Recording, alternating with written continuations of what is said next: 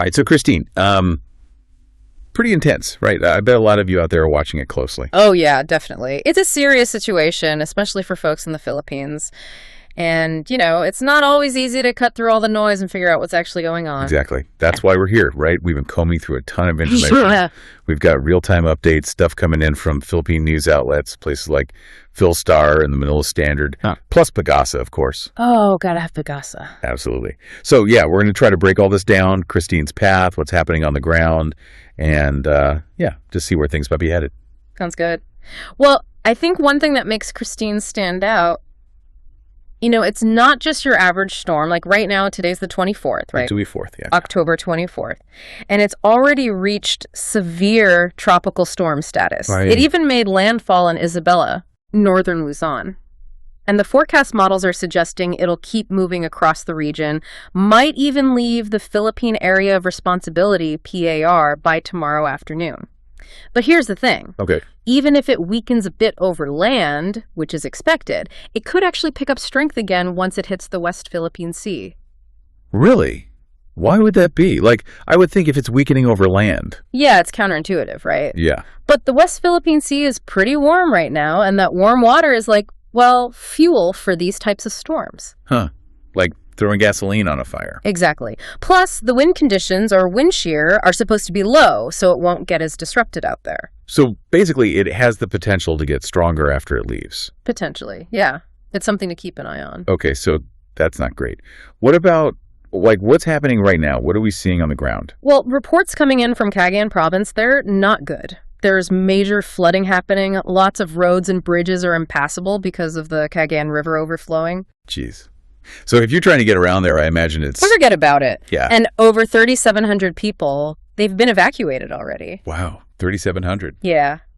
I mean, it's good to see the early warning systems working, right? People getting to safety. Absolutely. But it also makes you think about the folks in more remote areas, how hard it must be to reach them. Yeah, that's a great point. And it's, over 3,700 people. It's easy to just see that as a number, but that's a lot of families displaced. Exactly. It's a big deal. Are there other areas getting hit as hard as Cagayan? Oh, yeah, definitely.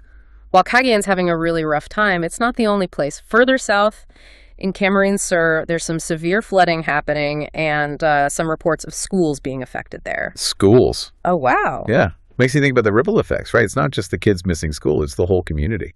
You're right. Yeah. So schools closing, evacuations, blocked roads and bridges.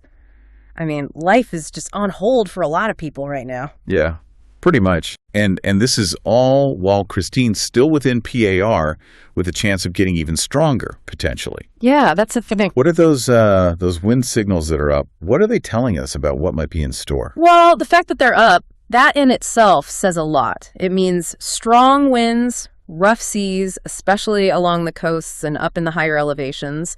And it's not just the Philippines we have to be concerned about. It's potentially the surrounding regions, too, especially if Kristine picks up steam out in the West Philippine Sea.